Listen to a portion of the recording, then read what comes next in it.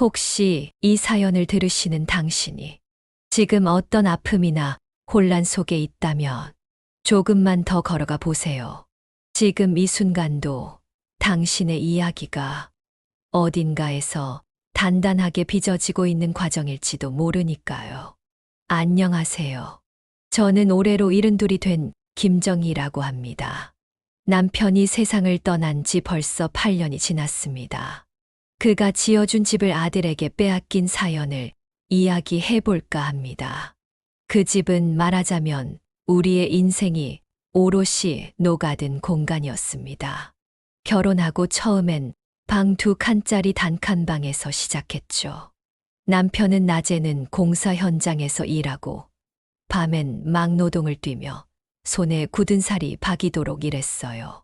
저는 재봉틀을 돌리며 하루하루를 살았습니다. 그렇게 몇 해를 아끼고 모아 드디어 작은 땅 하나를 장만했을 때 그날 밤 남편과 저는 마치 세상을 다 가진 것처럼 울었습니다. 정희야, 이 땅에 우리 집을 짓자. 그 말 한마디에 제 눈에는 눈물이 핑 돌았어요. 남편은 아는 목수들과 함께 땀 흘려가며 직접 나무를 깎고 못을 박았어요. 벽은 하얀 회벽으로 바르고 마루는 따뜻한 나무로 깔았죠. 현관문은 남편이 직접 손질한 오래된 참나무로 만들어 문을 열고 닫을 때마다 나무 냄새가 은은히 퍼지곤 했습니다. 마당에는 남편이 손수 심은 장미덩쿨이 있었고 봄이면 연분홍 진달래가 담장 너머로 고개를 내밀었죠. 그 작은 정원에 서서 남편은 늘 말하곤 했습니다. 정희야, 이 집은 우리 피와 땀이에야. 그러니 꼭 웃으며 살아야 해. 우리 집은 시간이 흐르며 세월의 무게를 고스란히 품은 제 변해갔습니다. 마당의 장미넝쿨은 어느덧 성인 키를 훌쩍 넘겼고 집을 감싸던 흰 회벽엔 햇살이 지나간 자국이 누렇게 그려졌죠. 그런데 그 세월만큼이나 세상이 달라졌습니다. 한때는 시골처럼 조용하고 한적하던 그 동네가 어느 순간부터 재개발 소문이 돌기 시작하더니 대로가 뚫리고 고층 아파트가 하나둘 들어섰습니다. 예전엔 동네 슈퍼밖에 없던 골목길에 커피숍이 생기고 외제차가 드나드는 걸 보며 사람들은 입을 모아 말했죠. 이 동네는 이제 금싸라기야. 그렇게 조용했던 우리 집이 있는 그 땅도 어느새 30억이라는 숫자를 입에 올릴 만큼 값이 뛰었습니다. 지적도상으로 200평 남짓한 그 땅은 부동산 사무소 창 너머에서 역세권 프리미엄이라 불리고 시세가 오를 때마다 전화가 끊이지 않았습니다. 하지만 저에게 그 집은 30억이라는 숫자로 환산될 수 없는 삶 그 자체였어요. 남편의 못 자국이 남은 마루, 아이가 낙서했던 벽, 그리고 봄마다 꽃을 피우는 앞마다. 그 모든 것이 살아있는 기억이었고 돈으로 살 수 없는 시간이었습니다. 하지만 세상은 그 집을 단지 땅으로 보았고 사람들은 저에게 말했죠. 이제 늙으셨잖아요. 정리하셔야죠. 그 말이 그렇게 쉽게 들리지 않았습니다. 왜냐하면 그 집은 제 전부였으니까요. 남편은 생전에 늘 말하곤 했습니다. 정희야, 이 집은 우리 둘이 일궈낸 집이야. 아무리 자식이라도 명의는 우리 둘이 살아있을 때까진 절대 넘기지 말자. 그 말엔 분명한 이유가 있었죠. 사람 마음은 시간이 지나면 변하고 특히 재산이란 게 얽히면 가족 사이에도 금이 가는 걸 너무나도 많이 봤던 사람이었으니까요.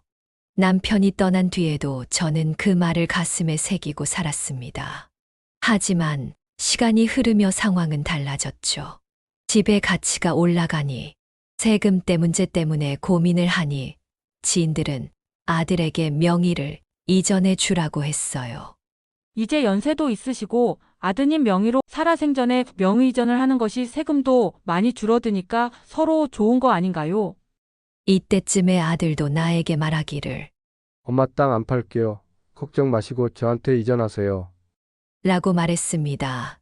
그때는 아들이라면 믿을 수 있을 거라고 생각했습니다. 그 아이는 늘 착했고 제 마음을 헤아릴 줄 아는 아이였으니까요. 아들은 내가 걱정을 할 때마다 절대 집 팔지 않을게요, 엄마. 그냥 법적인 절차 때문에 명의만 바꾸는 거예요. 그 말만 믿고 저는 조용히 도장을 찍었습니다. 아들이 결혼하고 신혼집을 마련하기 전까지 며느리는 잠시 저와 함께 살았습니다. 처음엔 웃는 얼굴로 어머니 잘 모실게요. 우리 편하게 지내요. 라고 했지만 오래 가지 못했습니다.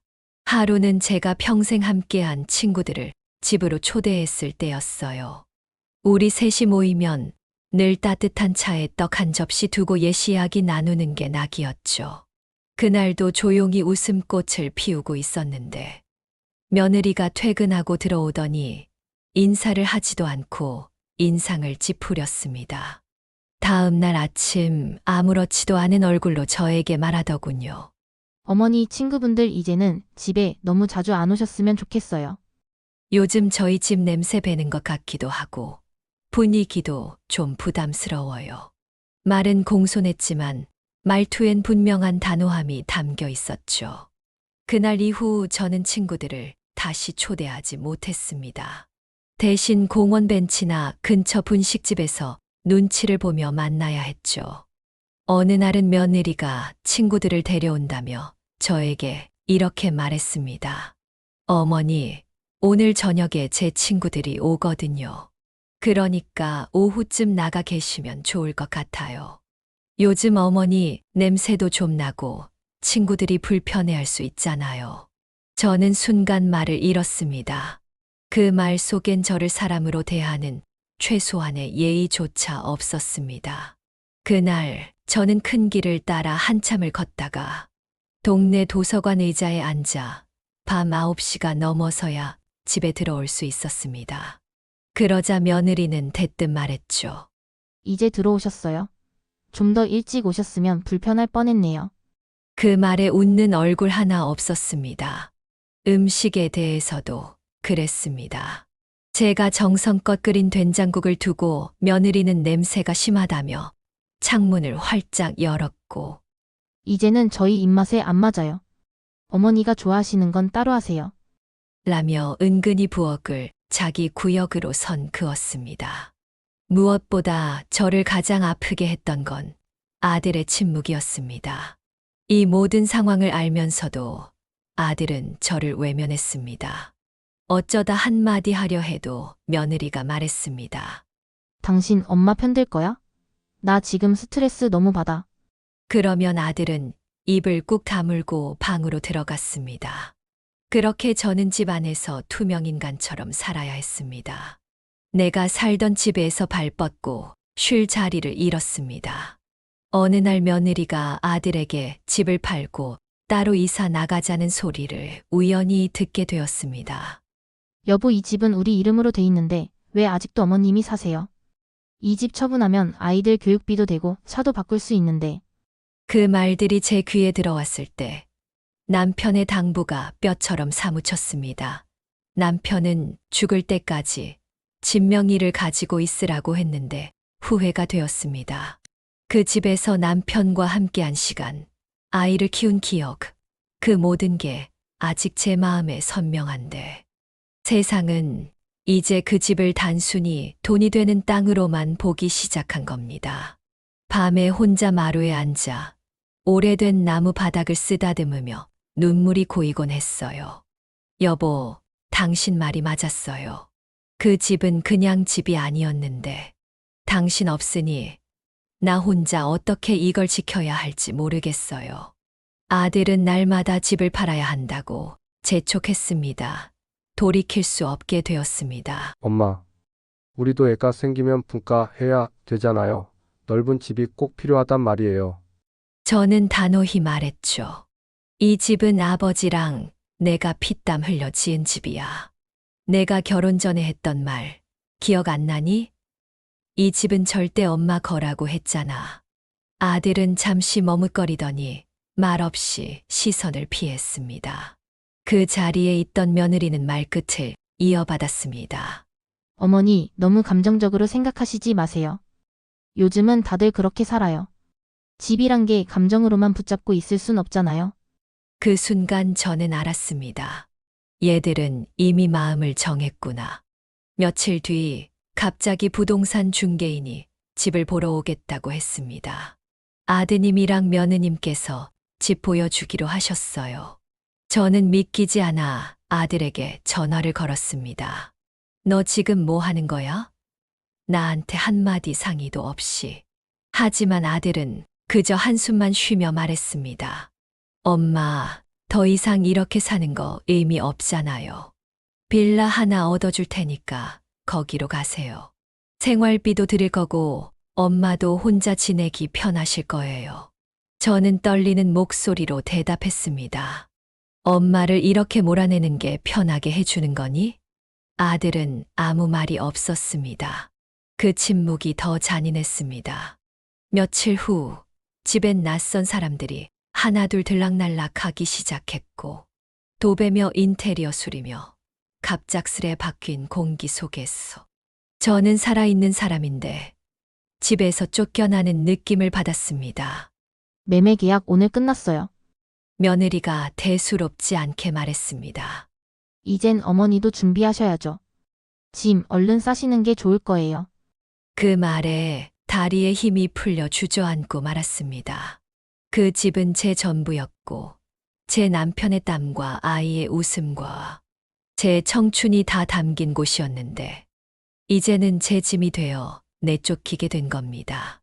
이삿짐 센터가 와서 짐을 옮기는 날 마당에 덩그러니 서서 마지막으로 남편과 착했던 아들과 단란했던 시절을 생각하며 마당을 밟아봤습니다.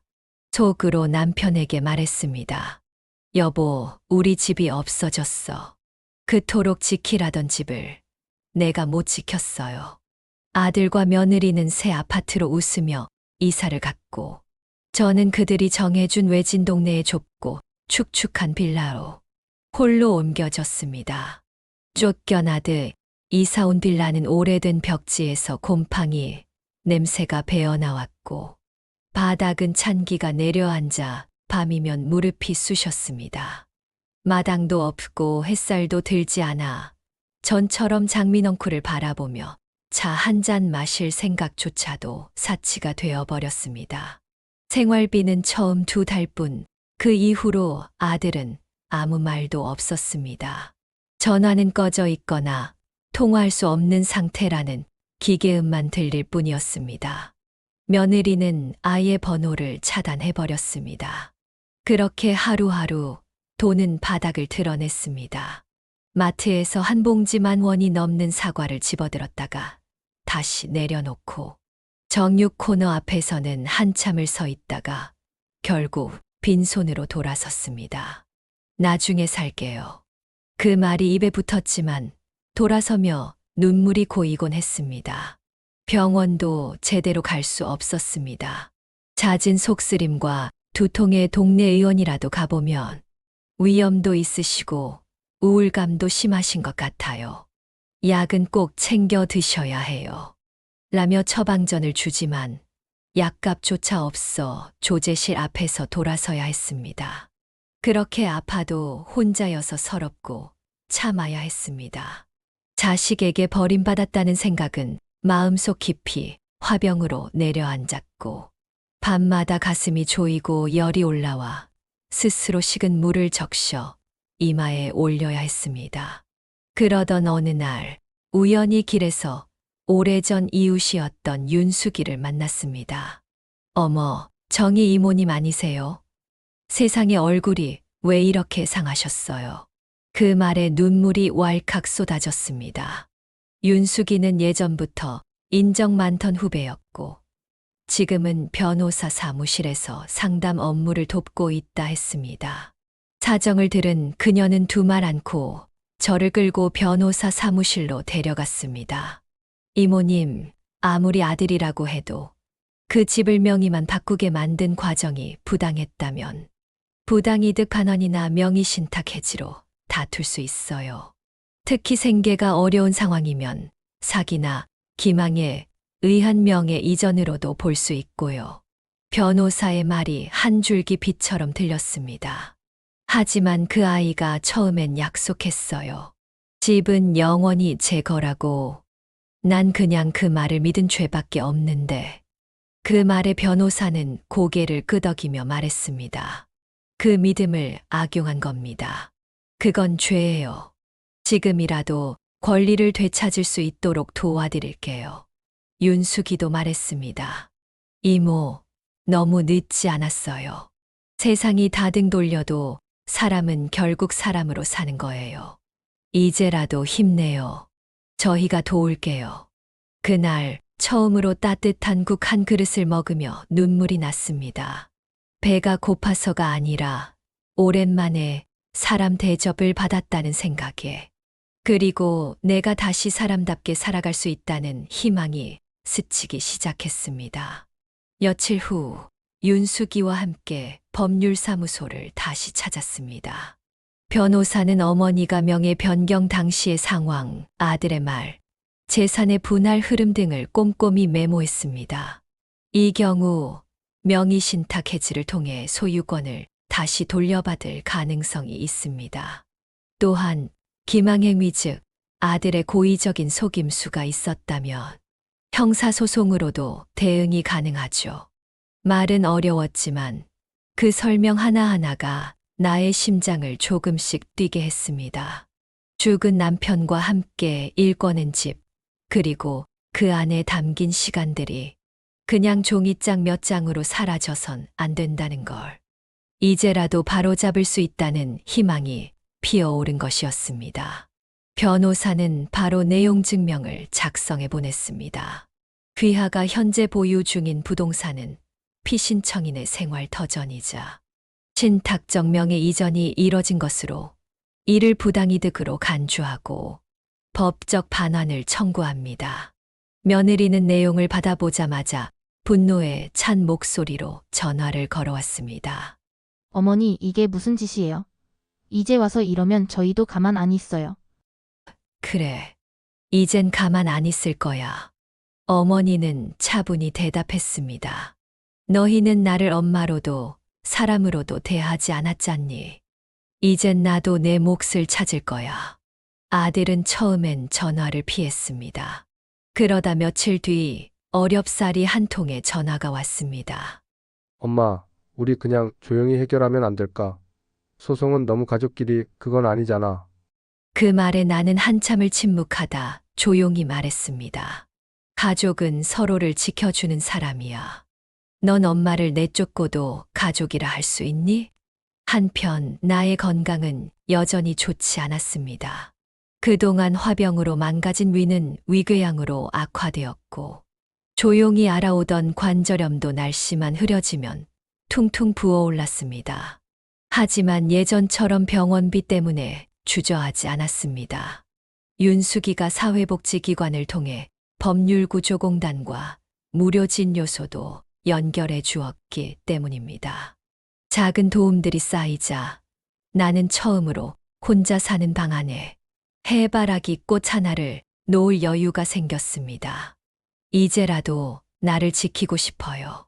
그 말을 하며 나는 진료실에서도 당당히 앉았고 변호사 앞에서도 고개를 숙이지 않았습니다. 드디어 첫 재판 날이 다가왔습니다. 니는 낡은 회색 외투를 입고 법원 앞에 섰습니다. 몸은 여전히 쇠약했고 걷는 것도 힘겨웠지만 이건 내 인생을 지키는 싸움이야라는 생각 하나로 버텼습니다.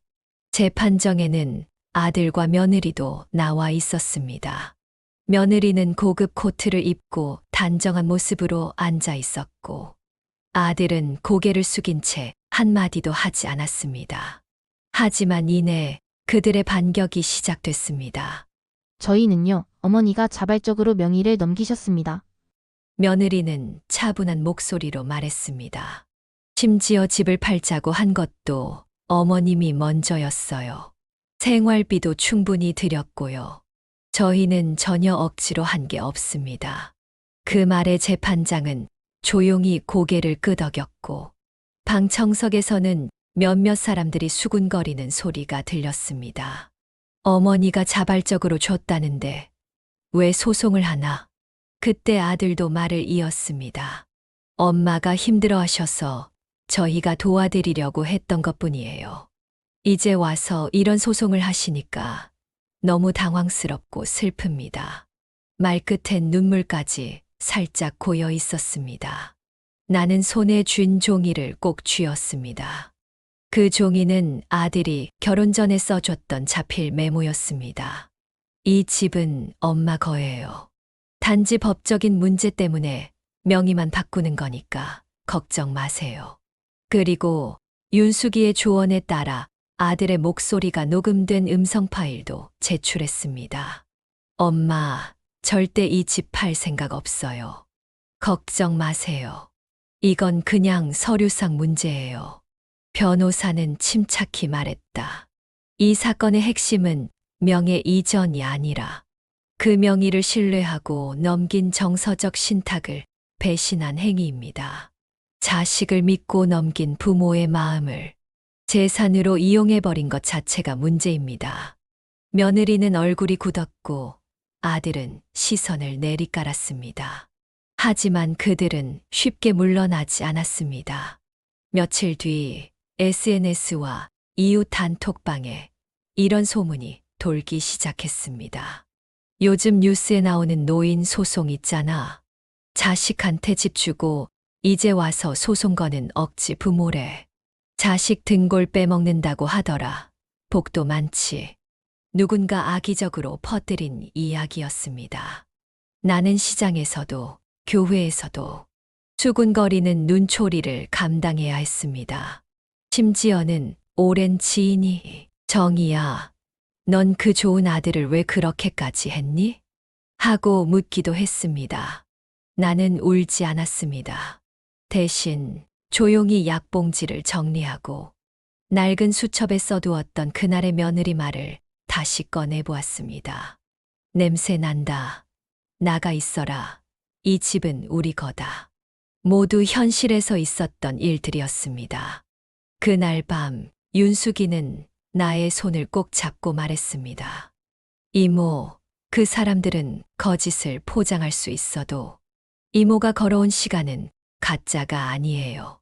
재판은 시간이 걸리지만 진실은 결국 드러나요. 그 후에 법원의 판결은 명확했다. 어머니 김정희 씨가 자식의 기만과 압박으로 명의 이전을 했고 그로 인해 생활 기반을 잃었다는 점을 인정해 매매 대금의 70%를 부당이득 반환 형태로 돌려받도록 판결했다. 법원은 판결문에서 이렇게 밝혔다. 피고 아들은 원고 김정희로부터 명의 신탁된 재산을 그 신뢰를 저버리고 제3자에게 매각하였고 그 행위는 사회적 통념상 부정의하며 원고의 안정된 삶을 침해한 책임이 명백하다. 이 소식은 조용한 동네를 넘어 아들이 다니던 직장으로도 전해졌다. 어머니와 재산 소송 중인 직원이라는 사실이 사내 커뮤니티를 통해 퍼지자 회사는 이미 흔들리던 그의 평판을 더 이상 방치할 수 없었다. 도의적인 책임과 회사, 이미지 손상 문제로 계약을 지속할 수 없습니다. 그렇게 아들은 회사를 그만둘 수밖에 없었다. 그는 곧바로 자존심을 내세워 작은 창업에 나섰다. 부동산 자금 일부와 퇴직금으로 카페 사업을 시작했지만 어머니 돈으로 시작한 사업이라는 말이 다시 퍼졌고 고용인 문제, 세무조사, 임대료, 연체 등으로 1년이 채 지나지 않아 폐업 신고를 하게 되었다. 그가 믿고 의지했던 사람들도 그의 과거를 듣고 하나둘 떠나갔다. 어머니 돈으로 사업했잖아. 심지어 집 팔아놓고는 생활비도 안 줬다며? 그 말은 단칼이었다. 결국 그는 재산도 잃고 사람도 잃고 직장도 잃고 가족이라고 부를 수 있었던 존재마저 잃었다. 나는 그 소식을 조용히 들었다. 동네 슈퍼 아주머니가 전해준 이야기였다. 그 아들 지금 많이 힘들다더라. 빚도 있고 연락도 안 된다던데. 그 말을 들은 어머니는 잠시 마당을 바라보다 묵묵히 손에 들고 있던 물뿌리개를 들어 장미 넝쿨 아래를 조용히 적셨다. 그 아이도 이 고통을 통해 자기가 한 일을 돌아보게 되면 좋겠구나. 그 말 외에 나는 더 이상 어떤 원망도 하지 않았다. 왜냐하면 자신은 이제 다시 삶을 되찾았고 그 삶은 누구에게도 뺏기지 않을 만큼 단단했으니까. 이렇게 제 이야기는 여기서 끝이 납니다. 많은 것을 잃기도 했고 다시는 돌아오지 않을 사람도 있습니다. 믿었던 사람에게 상처를 받았고 한때는 내 존재 자체가 무의미하게 느껴지기도 했습니다. 하지만 그 모든 시간들이 저를 여기까지 데려다 주었고 이제는 이 작은 마당에서 꽃을 돌보며 따뜻한 커피 한 잔을 마시는 아침이 그 무엇보다 귀하게 느껴집니다. 인생이란 때로는 아주 멀리 돌아가야만 비로소 내가 서 있어야 할 자리를 알게 되는 여정입니다. 그리고 그 길의 끝에서 평안이라는 조용한 친구를 만나게 되는 것 같아요. 당신의 마당에도 따뜻한 햇살이 가득하길 바랍니다. 감사합니다.